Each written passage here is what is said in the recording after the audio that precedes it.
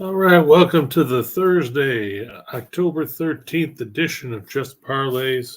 I'm Chris King, your host, and as always, we will go over what's going on in the world of sports today, giving you our best insights as to how we think things are going to unfold to help you walk away with some money at the end of the night. Had some interesting stuff last night in the NHL and college football. Not a very high-scoring game between Louisiana and Marshall. That stayed way under the total. The surprising part was that Marshall got beat at home. Apparently, they forgot it was their first ever home game in the Sun Belt, as they were beaten 23-13 by Louisiana. Disappointing showing for sure for Marshall, as they were a double-digit favorite. They struggled to move the ball through the air. Henry Colombi was only 9 of 13 for 68 yards. He eventually got the hook. Cam Fancher came in, went 7 of 9 for 69 yards, but still, when you're only throwing for 137 yards against a Louisiana team that had already lost it on the road to Rice and UL Monroe, not the best showing at all in that contest. Plus, they ran the ball 44 times, but they only picked up 139 yards. And if you throw out LeBourne, who had another good game, he ran 26 times for 120 yards and both of Marshall's touchdowns. The rest of the team ran the ball a combined 18 times for 19 yards. And when you're averaging a yard a carry, you aren't going to beat a lot of teams. Marshall's defense did a decent job. They kept them in the game. They held Louisiana to 3.2 yards a carry and 108 yards on the ground. But when your offense isn't moving the ball, and that's been a problem for Marshall in recent weeks, you're going to lose games. They turned the ball over twice. They were up 7-3 at the half, but, turnovers were an issue. Like I said, they were outscored 13-0 in the third quarter. And that set the tone. They gave up 20 unanswered points spanning the third and fourth quarters before getting on the board with about 7 minutes to go to make it a 10-point game, but never got any closer because of ineffective offense. 1 for 11 on third down isn't going to move the needle all that much. And that's something Marshall's going to have to fix if they want to have any chance of righting the ship. They're now 3-3 overall. They're 0-2 in the Sun Belt. Puts them down there with Georgia Southern at the bottom of the East division in the conference. So things not looking good for the Thundering Herd. Also, in upcoming news here, something that changes up one of the slides at least. The Yankees and Guardians have had Game 2 of their series. Was supposed to be this afternoon. It's been postponed until Friday. First pitch tomorrow will be at 1:07 p.m. So it'll be an early afternoon start. The game will be going on before we're actually here. And the big problem with that is now with the rain out, you could see, Game 2 in New York tomorrow, then Games 3 and 4 are supposed to be in Cleveland Saturday and Sunday. And then if you have Game 5, if it's necessary, that would be Monday night. So there'll be no rest for these guys. You could see them potentially playing 4 straight days, and that could really take a toll on the bullpens. Not to mention that, you won't have any extra rest for starters. I mean, I imagine, you could see Cole or Quantrill on regular rest in Game 4 if necessary. But that game was called about 12:45 p.m. Eastern, almost 7 hours before first pitch, which was scheduled for 7:37. So that takes that one out of the equation. We still do have the Astros and the Mariners to talk about today. Of course, there's the NFL game with the exciting offensive matchup of the Commanders and the Bears at Soldier Field. It's supposed to be a chilly night in the Windy City for that contest. We've also got a couple college football games on the slate. You got UCF hosting Temple. You've got Baylor going to West Virginia and a Big 12 tilt. And, of course, hockey season started the other day in earnest. I mean, I know it started last weekend with the 2 games in Prague with Nashville and San Jose, but now everybody else gets to get in the mix. We saw 6 games yesterday. We had seen 2 games on Tuesday. Tonight there's 10 games, including a bunch of teams playing the second game of back-to-backs, nothing like opening the season with those.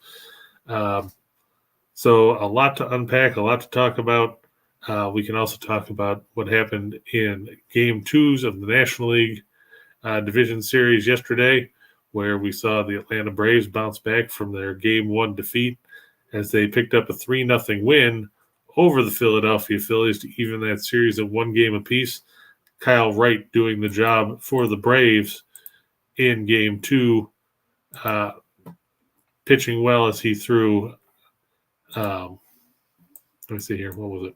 6 scoreless innings, gave up just 2 hits, 1 walk, and 6 strikeouts. Only threw 83 pitches. I was a bit surprised that Brian Snitker pulled him that early. But I guess that's just the way things go in the playoffs. You know, you don't want to worry about going another round through the order. Zach Wheeler, he wasn't bad in a losing effort. He gave up 3 runs on 4 hits, a walk, and 5 strikeouts. Only threw 79 pitches himself in 6 innings. Those 3 runs all coming in Wheeler's final inning of work. You look at the 6th, it was a 2-out rally because Ozuna struck out to lead off the inning. Rosario lined to center. And then with 2 outs in the frame, Wheeler hit Acuna with the first pitch. Then he walked Swanson on a 3-2 pitch that was probably borderline, but it was ruled a ball. Then Matt Olson singled on a 1-2 pitch to plate Acuna and put the first run on the board. Austin Riley had an infield hit on a 2-0 pitch that he chopped about, 12 feet. That played at Dansby Swanson, and then Travis DeArnold singled on a 2-2 pitch, lining one to center to plate the third run. The Phillies went down relatively quietly after that, 1-2-3 in the 7th against A.J. Minter. Segura had a base hit with 1 out in the 8th, but they couldn't capitalize. And then in the 9th, Kenley Jansen got Hoskins to bounce to short. He got Real Muto to fly out to center, and he struck out Bryce Harper to end the ball game. Harper chased one that was up in the zone at about 92 miles an hour. So it's a 1-1 series. They'll go back to Philadelphia tomorrow. You'll see Aaron Nola get the ball for the Phillies. Atlanta has not yet said who's going to start the game for them. Take a quick look and see who anybody's throwing around as potential options. I don't know if you'll see Strider come back. Some reports say it'll be Charlie Morton, the crafty veteran who's familiar with the Phillies, of course, since he pitched there for a while. See if anybody else has any other insight as to who it might be besides Morton. No, it looks like CBS Sports also saying Morton is going to get the call. And then, of course, out in the City of Angels, we saw the matchup between the Dodgers and the Padres. And like Gio just said, the Dodgers let everybody down. Of course, they also let the Nerfy down because nobody expected there to be a bunch of offense early in that game. And instead, San Diego tallied in the top of the first, and then the Dodgers answered in the bottom of the frame. Then the Dodgers scored in each of the first 3 innings. San Diego scored in 2 of the first 3 innings. It was 3-3 after 3. Kershaw and Darvish were both gone after 5. Then the Padres took a 4-3 lead in the 6th, helped by a throwing error or a fielding error by Trey Turner. Jerks and Profar knocked in the go-ahead run there. And then the Dodgers had runners on the corners in the bottom of the frame with nobody out, Justin Turner fanned on a 2-2 pitch from Robert Suarez, and then Gavin Lux swinging at the first pitch bounced into a 4-6-3 double play to end the inning. The Dodgers had another chance in the seventh. They had runners on second and third with one out. But Trey Turner, there you go again. He homered early, but, committed the error in the sixth, bounced out on a 1-0 pitch to third in the seventh to strand the runners. Freddie Freeman was intentionally walked, and then Will Smith flew to right center or lined the right center to end the inning. So another missed opportunity. Jake Cronenworth homered in the eighth to make it 5-3. The Dodgers got a 2-out single from Lux in the eighth. Then Thompson walked when Josh Hader came in. Then Austin Barnes came in as a pinch hitter and drove one to deep center, but it was caught at the wall on an 0-1 count to end the eighth. In the ninth, Freeman doubled with 2 outs, but Will Smith, again, drove one deep, but it was caught out near the right field wall to end the ball game. So that series now even at 1, and they'll switch venues to go to Petco Park for Game 3 tomorrow night. Tony Gonsolin making his first playoff start, just his second start since the end of August, because remember, he spent time on the shelf with a shoulder injury against Blake Snell, who hopes to have better control than he had against the Mets when he walked seemingly half the ballpark while getting pulled early in that outing, which was a eventual defeat for San Diego that forced Game 3 of that series. In the outing against New York, Snell went a total of 3 1/3 innings, 2 runs, 4 hits, 6 walks, 5 strikeouts. He threw 90 pitches, and that you got to be more efficient than that in the postseason. I mean, like we said, you saw Wright and Wheeler get through 6 by throwing less pitches than that. Snell went 3 1/3 and walked half a dozen guys. Snell, like so many other San Diego pitchers, had his issues this season with Dodgers hitters. Just taking a quick look here at what he did during the course of the season. And I know everybody else say that, the regular season and postseason are 2 different animals. That's true, but if you can't beat a team, you can't beat a team. It doesn't matter. Snell, in the regular season against Los Angeles, made 3 starts, 0-1, a 386 earned run average, a 1.571 whip, 6 runs, 12 hits, 10 walks, and 23 strikeouts in 14 innings. He strikes a lot of guys out, but you got to be concerned about the walks, and you got to be concerned about the fact that the whip was that high, because the Padres aren't as good of an offensive team at Petco Park as they are on the road. You look at their numbers on the season. San Diego is 12th in the majors overall, 4.37 runs a game. They were at 4.98 on the road. At Petco, they put up just 3.72 runs a game, which was 26th in the majors. Meanwhile, the Dodgers, they don't care if they play at home or if they play on the road. They led the majors with 5.21 runs per game. They were second at home with 5.18 behind only the Rockies. And they have the major's best road offense at 5.25 runs a game. Gonsolin, I have to wonder how far he's going to go in this game because, like I said, he's only pitched now 2 innings since August 23rd at the major league level. And I get the fact that Gonsolin was 16-1. I get the fact he had a 2.14 ERA. The question is, how much can Dave Roberts get out of a guy that's pitched 2 innings in 6 weeks? Just looking at his numbers against the Padres, he only made 2 starts against them. He was 2-0 with an 0.71 earned run average, 12 2/3 innings, 1 run, 7 hits, 1 walk, 14 strikeouts. So a 0.632 whip in that span. But could we see him go and then be piggybacked with Dustin May? Could we see Tyler Anderson piggyback with him? How is Dave Roberts going to handle that situation? Because the last thing the Dodgers want to do is go down 2-1 in this series heading into Game 4. Bill Marshall pissed off a lot of people last night, so you're not alone. And Gio, yeah, I feel bad about the Dodgers because everything else that you had panned out, Though Edmonton, I will admit, Edmonton was a slog because they were down 3-0 early in the second period before they finally figured out, there's a hockey game going on. And once they got going, Vancouver, the Canucks dealing with a lot of injuries in the early going.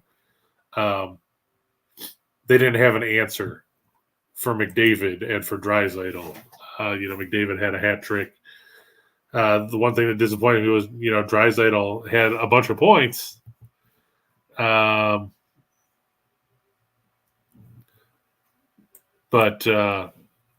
he didn't get a lot of shots, and that was a bit surprising to me. I thought he would, shoot the puck a little more than he did because that was one of the props we had in shot in the dark, and it was one of the only two that didn't come in because we hit 8 out of 10 out of there last night. Draisaitl only had one shot. The interesting part was the one shot he took hit the back of the net, so why not shoot the puck more? He had a goal and 2 assists for Edmonton in that 5-3 win. But his shot prop and then the shot prop, or not the shot prop, D'Arnaud's total base prop were the only two that didn't hit from yesterday's board. Though he did drive in a run, so there's that too. Frank, talking about Houston today, yeah, I think you've got to back the Astros. They've got all the momentum after coming back to win Game 1 in a game where they were basically left for dead. I mean, they won Justin Verlander's worst postseason start of his career in that game. Luis Castillo is good. You have to be concerned about Seattle's bullpen. They got used a lot in the Toronto series, especially in Game 2. Bringing Robbie Ray in to try to close that game, not a good thing. Houston was rested. Now they've got motivation. Framber Valdez is great. He's been terrific all season long. I'm just going to look and see what Valdez has done against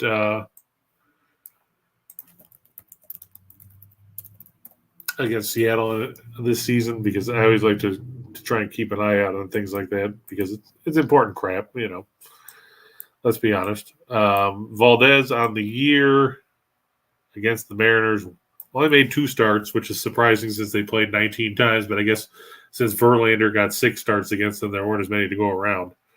1-0, 395 earned run average, 1.098 whip, 6 runs, 13 hits, 2 walks, 15 strikeouts in 13 2/3 innings.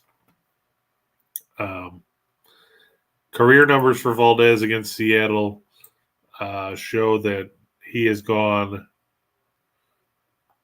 5-0 with a 194 earned run average in 9 appearances, 7 starts, a 1.039 whip, 20 walks, 53 strikeouts in 51 innings. So he's another guy that's fared well against Seattle in his career.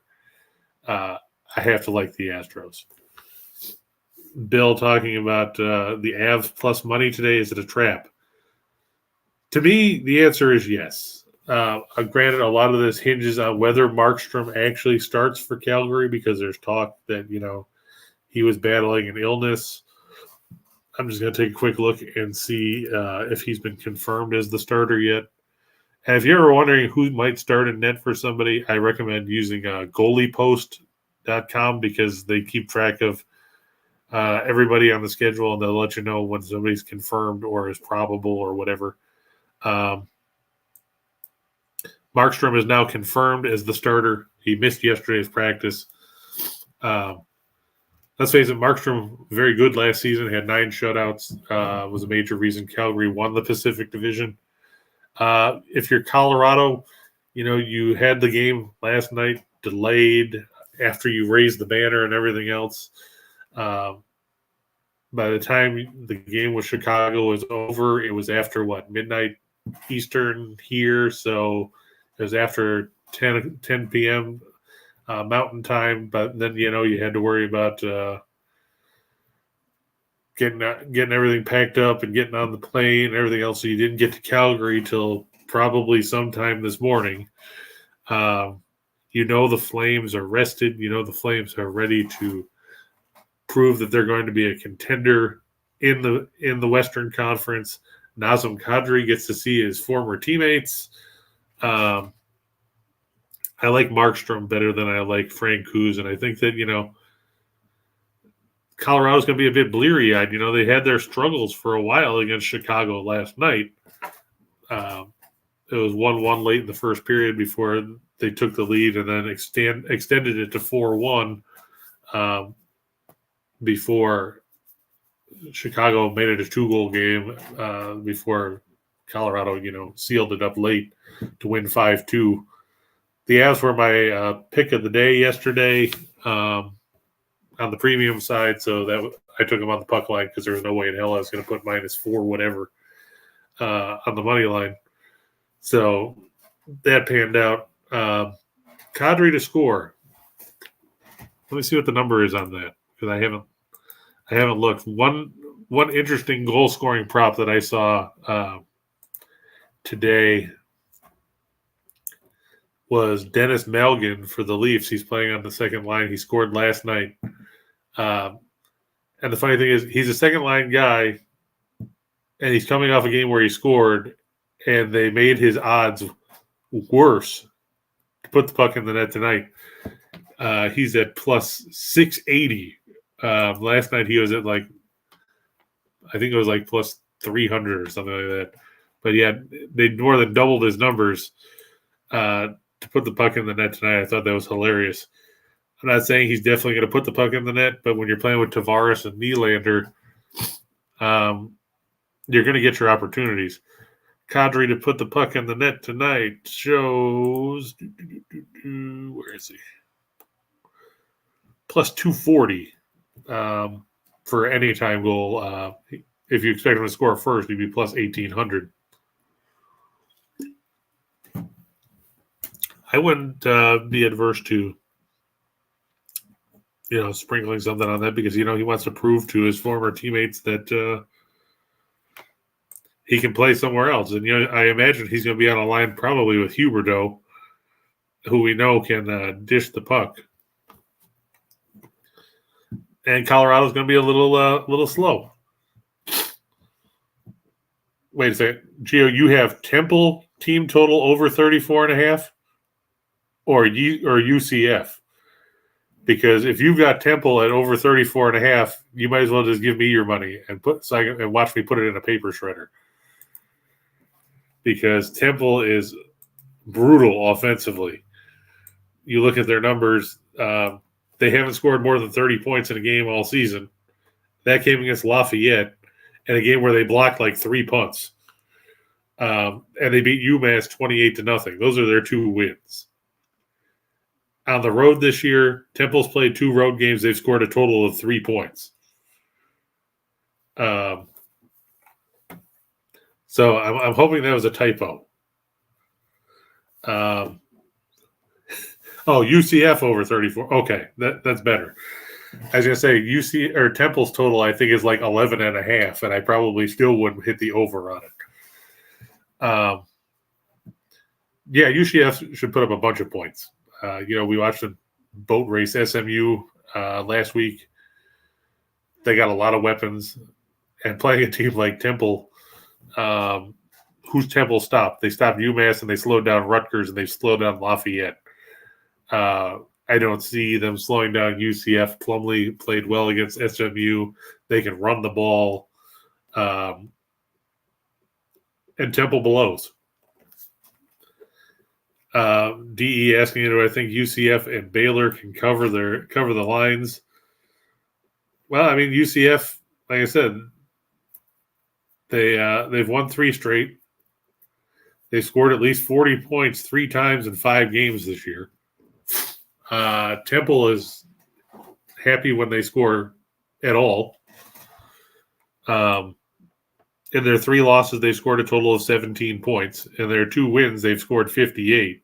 Like I said, when you beat Lafayette, who plays in the Patriot League down in FCS, and you beat UMass, who, if you just change the way you pronounce it by switching up the where you break the letters up, you get what they actually are, which is ass. Because let's face it, the Minutemen haven't been good, well, pretty much ever.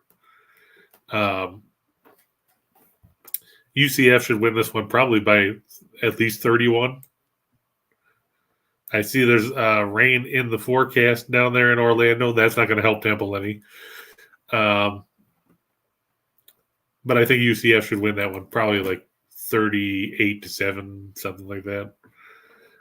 Baylor, here's the thing with Baylor, and I'm going to touch on it real quick because it's the driving rhetoric that everybody wants to throw out. Baylor is 0-5 all time, going to Morgantown to play West Virginia. I get it. They don't play well there. That's all well and good. You have to remember, though, this is a Baylor team that went to BYU and took BYU to the limit before falling in overtime. They beat Iowa State in Ames, and playing at Jack Trice Stadium is no joke at all. They've had time to prepare. I get that West Virginia's had time to prepare too, because neither team has played since October 1.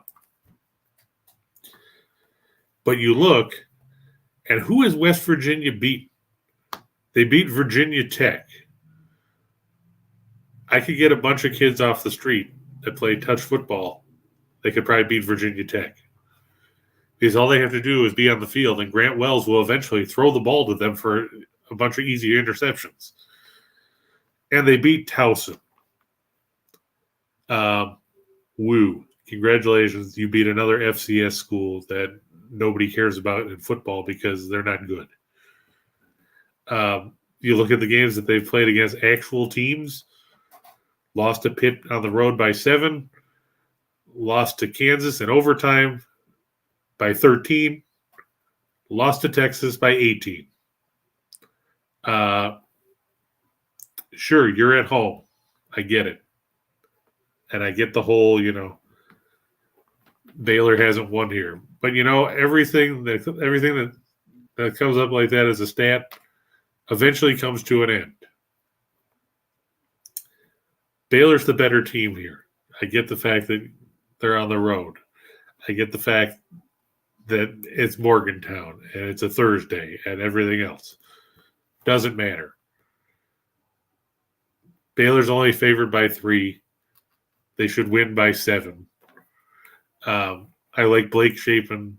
I like Baylor's ability to stay in short yardage situations.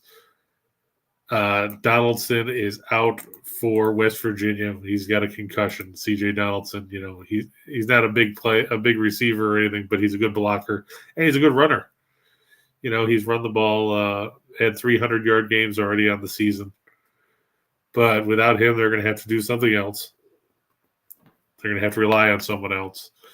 JT Daniels can't do it all by himself. I like Baylor. Andrew says UMass is quite the party campus. Yeah, from what I've read, UMass also supposedly has the best campus eats for like the 6th year in a row, according to U.S. News and World Report. So they've got that going for them, Hey, our sports teams blow, but we've got good food. I mean, you can't have everything, as Stephen Wright used to say. Where would you put it? So UMass can at least, celebrate the fact that they have good food. Yep, I know Dr. J played for UMass, but that was a long, long time ago in a galaxy far, far away, Bill. I mean, we're talking about before Calipari was there and before Marcus Camby and Lou Rowe and everybody else in the 90s when UMass was good. And then, they got Bruiser Flint, and it's been a death spiral since. Gio says he liked the Rangers wild first period under 1.5 because of the Shesterkin Fleury matchup. I agree. I also like the Rangers outright in that game. They've already played. Minnesota hasn't.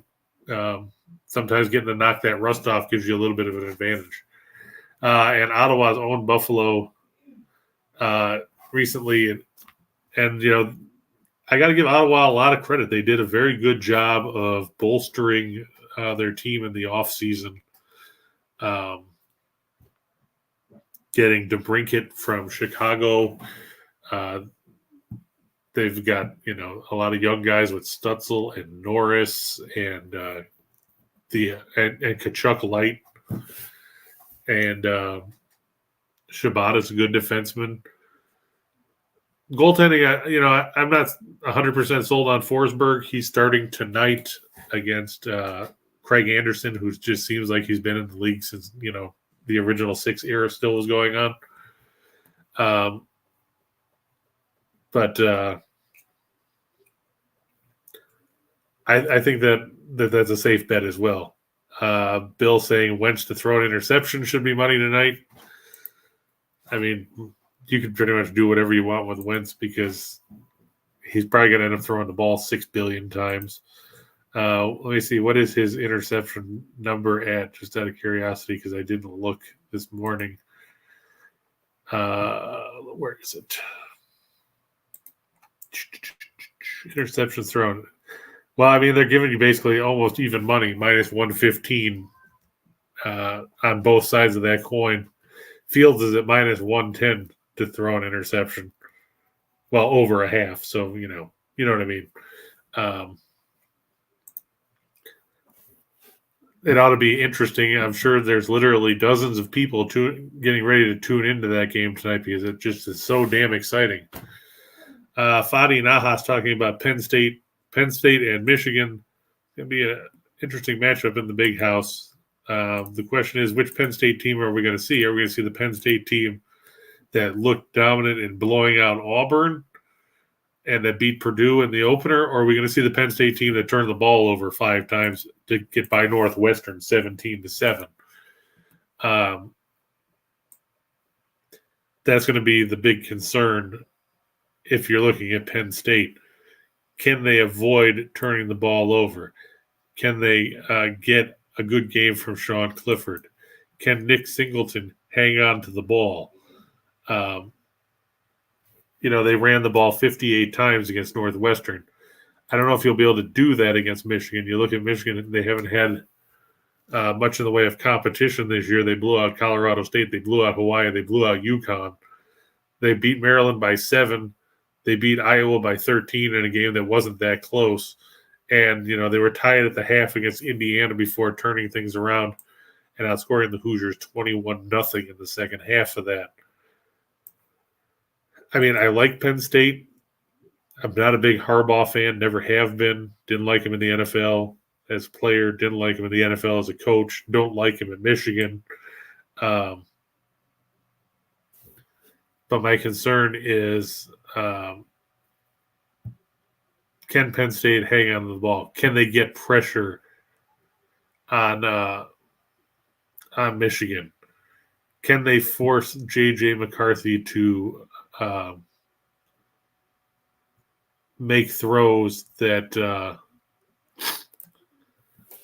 he might not want to make? Can they force him to make throws into tight windows? It's going to be interesting to see. That doesn't surprise me. Rachel will pick that bet. AJ saying Tage Thompson to score. Are you telling me you're riding the Sabres bandwagon, AJ's? I mean, come on, they're not the Bills. I mean, you don't have to root for the Sabres. What's he going off at? Plus 150? Okay. I guess, you know, at least you didn't say you were going to go with the Skinner train or, you know, Alex Tuck. But some, you know, a lot of good games tonight. Good to see you, Joaquin. Hope things are good with you. Before we move into today's stuff, we'll just do the minor housekeeping stuff that we do every day, because if I don't, people will yell about it. course, make sure you hit the like button like Gio did at the top of the show. Make sure you subscribe. You can subscribe to the whole Winners and Miners channel if you want. Then you'll know when stuff comes up all the time. Make sure you hit the bell so you'll never miss the show. Of course, if you're new here, congratulations. You found the most entertaining one-man show on the internet. But, we're on Monday to Friday, 2 p.m. Eastern. Sometimes you never know. Might get a magical guest that appears from nowhere that I don't know about until I get a little noise in my headset that says somebody's here. Make sure you check out the Winners and Winers website and the YouTube channels for free picks all day. Like JC said, Reichel put up his pick about Wentz throwing an interception. Later on, if it hasn't dropped yet, it may have. I'm not 100% sure because I hadn't had a chance to look. Be the Week 6 edition of Once Upon a Time in Las Vegas, the rise of the greatest sports betting show in history, starring by former co-host The Steamroller, along with Rocky Foray. Make sure if you see Rocky, you tell him that Ivan Drago called and is waiting to knock him out. Also, guest capping this week on there will be Dave Delano and Mason Foles. I believe next week you'll see myself and Reichel back for Week 7. So that's out there. Should be, if it's not out yet, it will be shortly on the network or on the channel. And of course, if you can't get enough of my premium bets or my picks, we've got my best premium bets every day. If you click the show link in the show box below, I've got parlays in there. If you want single game bets, change the link from where it says 11. I think it says 11 to 12. And you can get my single game picks where I do, picks for the NHL, the NBA, Major League Baseball, and all that. And if you use the promo code that is in the box, you can save 60% off the going rate, which is a good chunk of money. And if you sign up for a subscription, you get every pick that I make every day for whatever the length of that is. It also covers you can do it by the season because, the NBA season starts next week. Like I said, hockey started the other day. You can get every pick that I do for those sports. All you got to do is go to the site, use the code, save 60%. It's a win-win.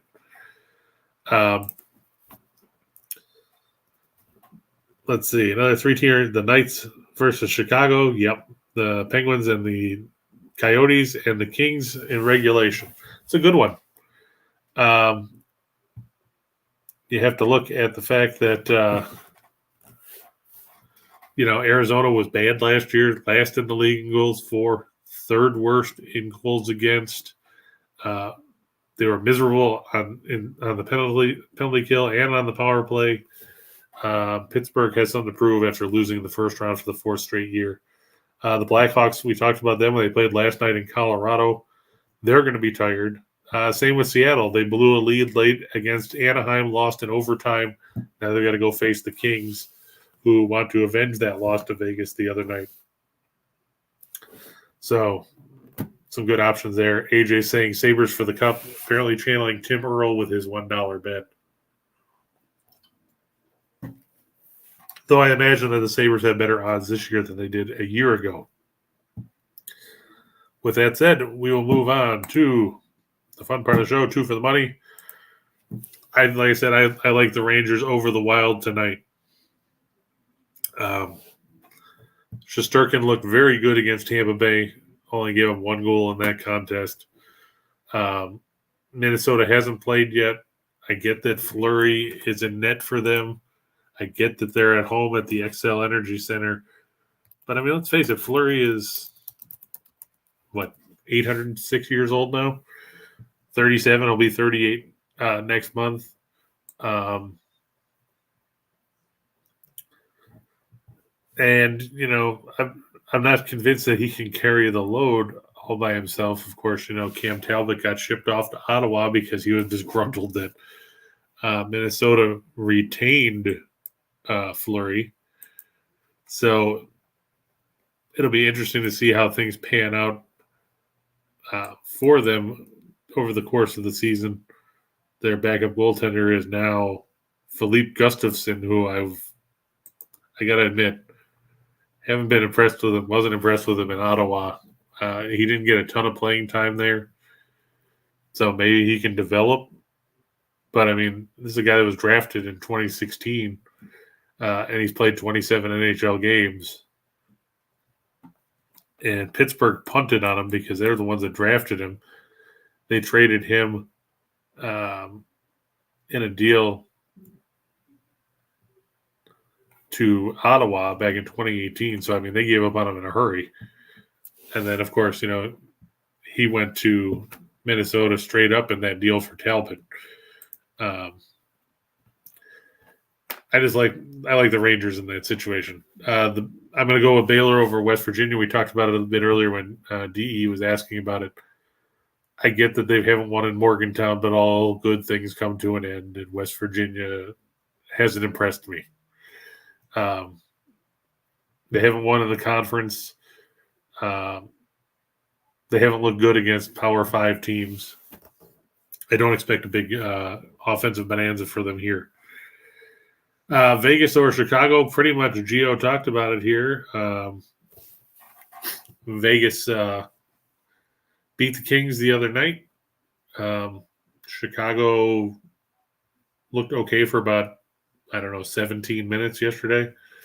Unfortunately for the Blackhawks, hockey's a 60-minute game. 65 if you go to overtime. They're going to be tired. They're starting Alex Stalock tonight in goal. Just shows you how bad things are for Chicago, where you're starting Peter Mrazek and Stalock as your top two goaltenders.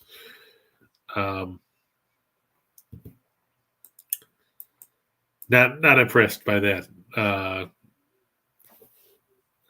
Apparently, it could be Aiden Hill tonight for Vegas instead of Logan Thompson, but it doesn't really matter when you're facing a Chicago team that's tired and isn't very good to begin with.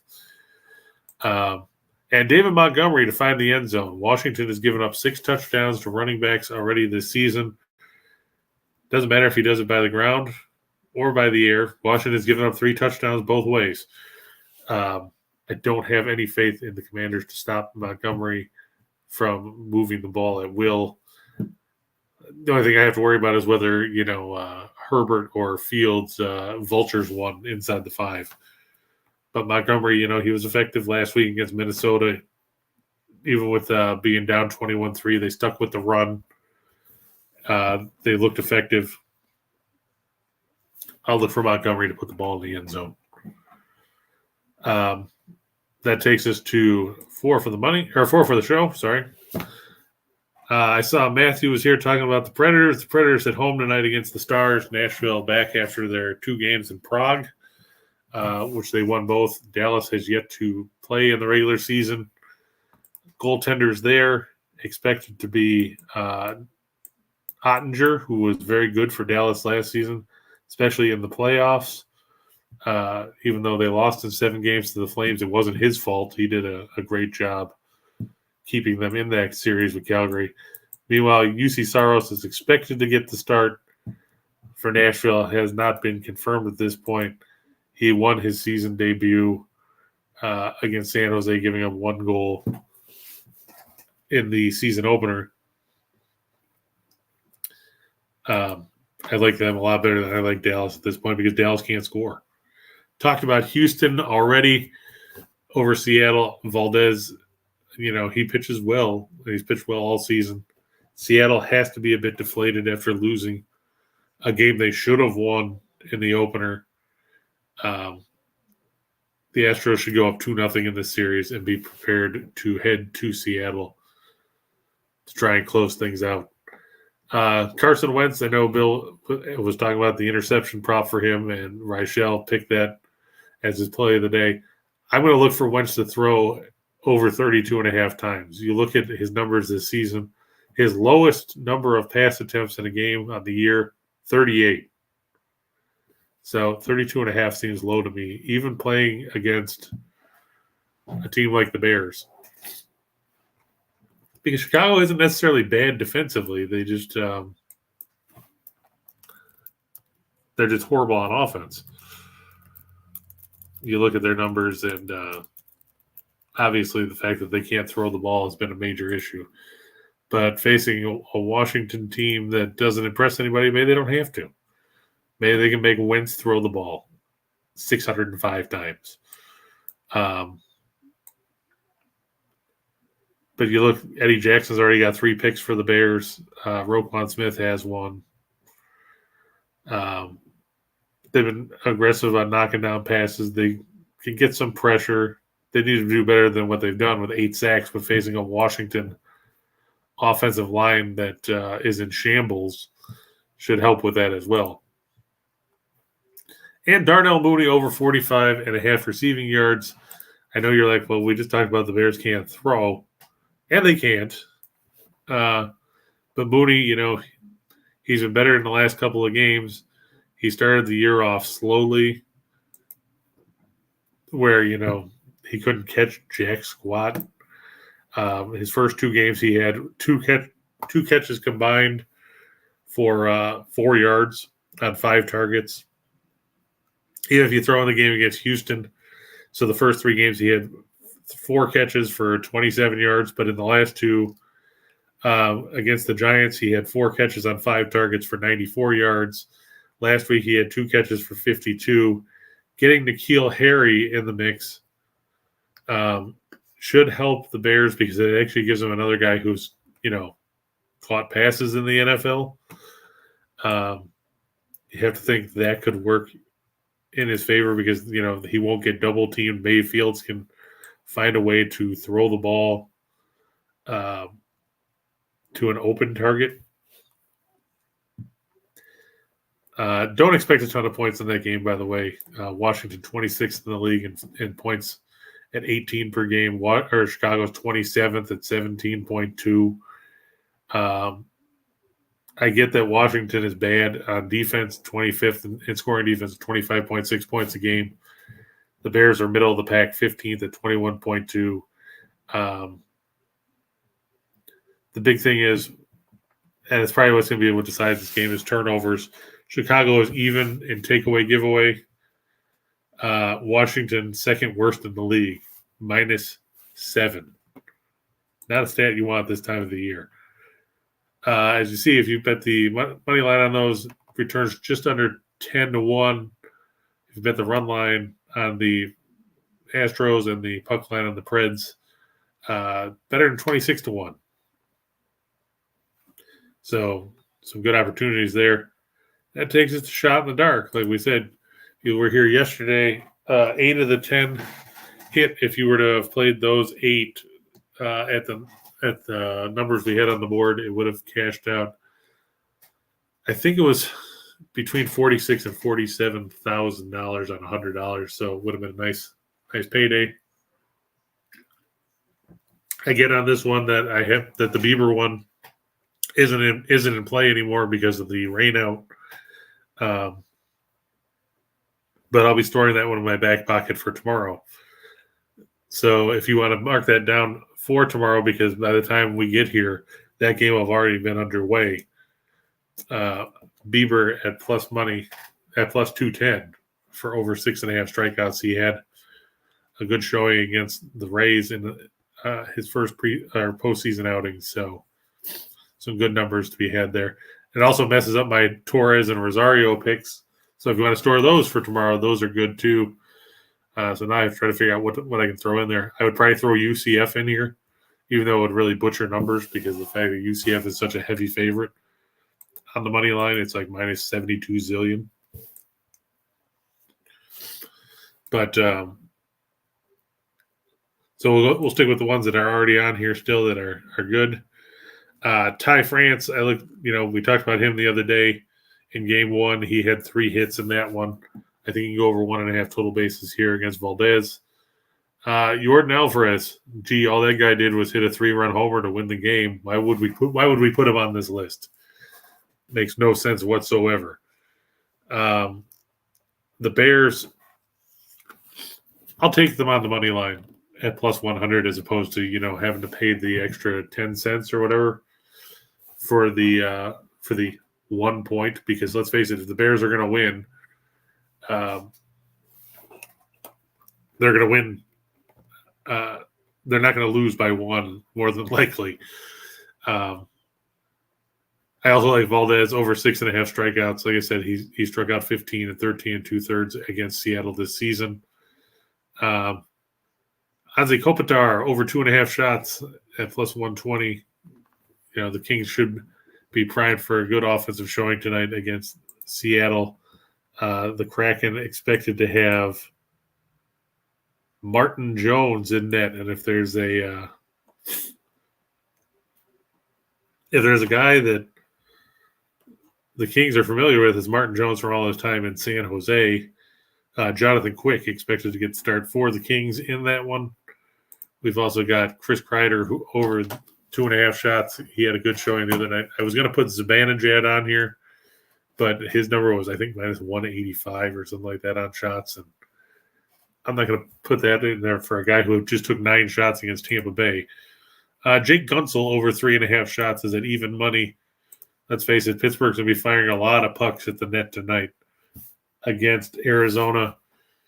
Like I said, if you wanted to chase a goal-scoring prop that seemed a little high, Mulligan at plus 680 was a good one. Just take a quick look at a few of the other ones, since I have gaps now due to all these or that Cleveland game being rained out. Take a look and see what we can throw in there that could be viable. Austin Matthews disappointed me last night. I expected more from him. I think you might see him come back with a vengeance tonight with Ovechkin on the ice. Those two guys both want to, show that their season openers were flukes. Matthews is at minus 140 for anytime goal. I don't know if I would chase that one just because of the number. Apparently they've corrected, at least at BetMGM, they've corrected on Mulligan. He's now plus 250, which isn't as good. But if you look around, I'm sure you can find it. Matthews over 4.5 shots. I would chase at plus 110. Just trying to think. Ovechkin's only at plus 120 for an anytime goal himself. Just scrolling through the list there. Nobody really jumps out that I would be overly interested in that one. Let's see what we got in some of these other games that could be good. We talked about Kadri before.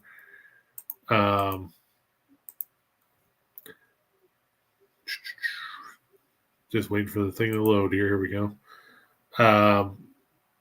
Maybe somebody like Mark Stone at plus 165, or Patrick Kane if you want to see him if you think he'll put the puck in the net at 2.25.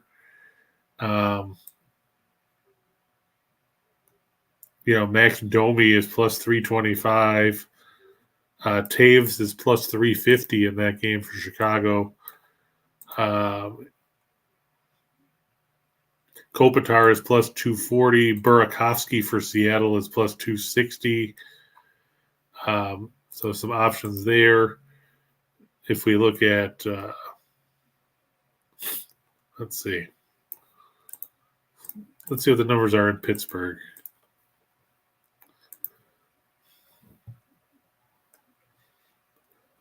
In Pittsburgh, there's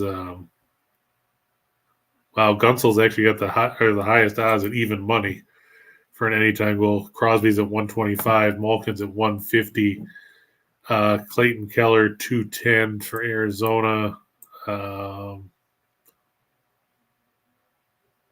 Lawson Krause is at 350. These guys are scrubs. I love the always popular no goal scorers plus 6,600. I don't think we have to worry about that one in that contest. In the Florida game, Barkov plus 155, Kachuk is plus 170, Barzal plus 275 for the Islanders in that contest against them. Josh Bailey's plus 400. just to throw out a few guys that could potentially be denting the twine tonight. Take a quick look at the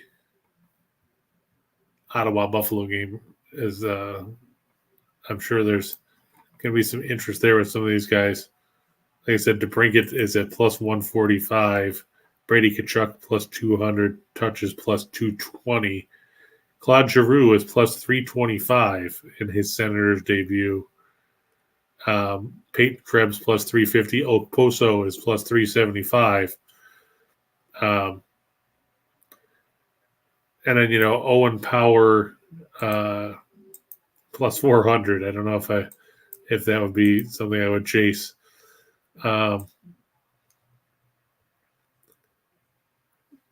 But so there's plenty of odds with 10 different games on the NHL slate tonight. It makes for an entertaining evening. Wait, I thought it was 10. Is it 12? 3, 4, 5, 6, 7, 8, 9, 10. Okay. No, they were just talking about futures there. Okay. Yeah, so a lot of options out there, of course. Got to block this user. Matthew said, I usually play most of them, Bill. It depends on the day. It depends how things go. The premium ones I almost definitely do. These ones, some of them I do, some of them I don't. Usually the smaller ones I will. I won't play everybody on the shot in the dark because it's like Jim used to say, it's like a Chinese menu. You take a couple from column A, you take a couple from column B, and you go from there. 8 out of 10 is good. I would have liked to have had all 10, but that's only happened. That only happens every so often. I'm not going to sit here and say that it happens all the time. Matthew says Ty France definitely will hit on the total bases. Hopefully, I mean, it cashed in for us the other day in game 1, so I'm hoping that it does it again for everybody out there because it's a good price at 160. I thought about Haniger, but with France hitting up at the top of the lineup, gives him maybe an extra at bat or so to make up for it.